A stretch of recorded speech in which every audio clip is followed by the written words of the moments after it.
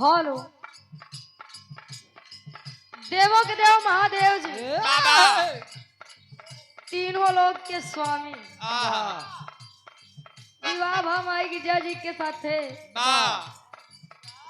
सहेलिया जब आए तो कहीं इसका गिरिजा गिरिजा गिरिजा गिरिजा ना है वो गिरिजा कहे ये नहीं है तहर बौरा हो ये नहीं है नहीं है सूरज भैया ये नहीं है न रहा के घर न पहिरे के कपड़ा जहाँ देखा वही चले थे ने आधा कपड़ा पहिर के पूरा कपड़ा ना रहा। सहेलिया कहे का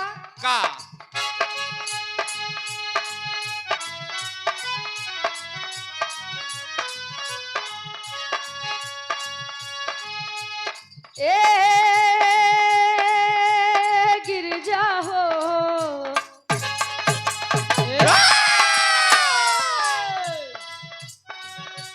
हे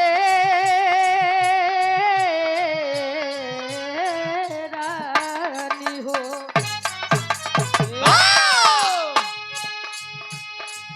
ससुरा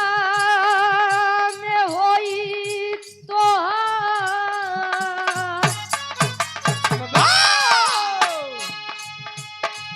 ससुरा में होई तो बहुते नुगाती माती के दिहलत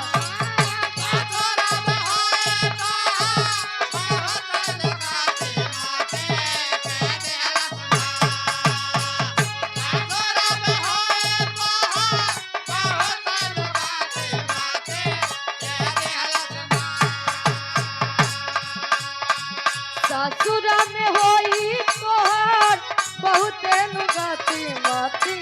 के दिहलत मार। अरे ऐसन बाउरा हवा से दिलवा लगावलू भले गौरा रहा तू कुआं।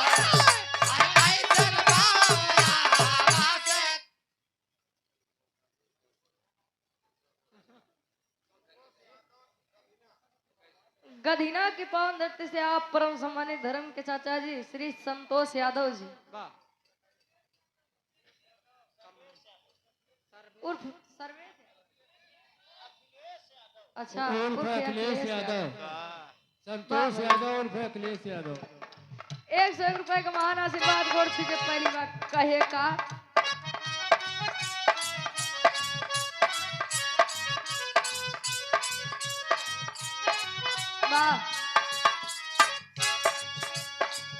कहे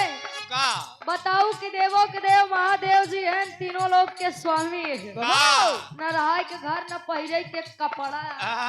न खाए खाना जब देखा तब गांजा भांग खाई के मस्त रहा थे। कहे का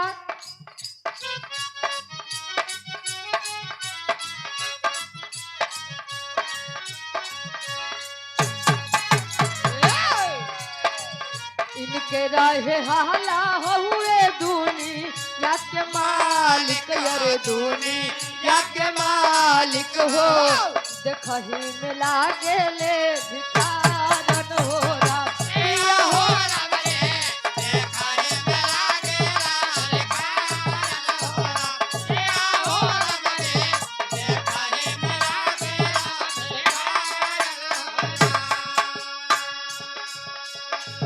पहिने मृग छाला गाला सांपा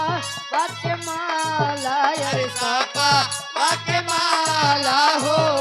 जटवा में गंगा जी के धारन हो राम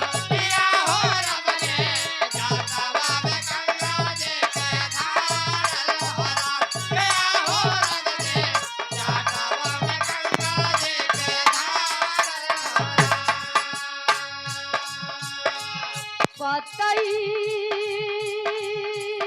चबवलू जाके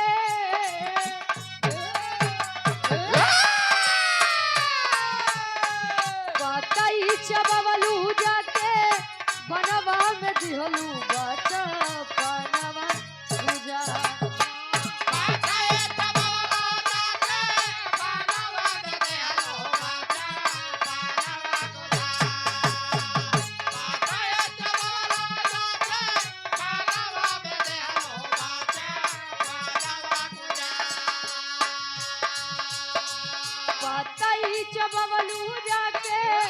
बनवा में दिहलू बचा पनवा गुजार अरे ऐसन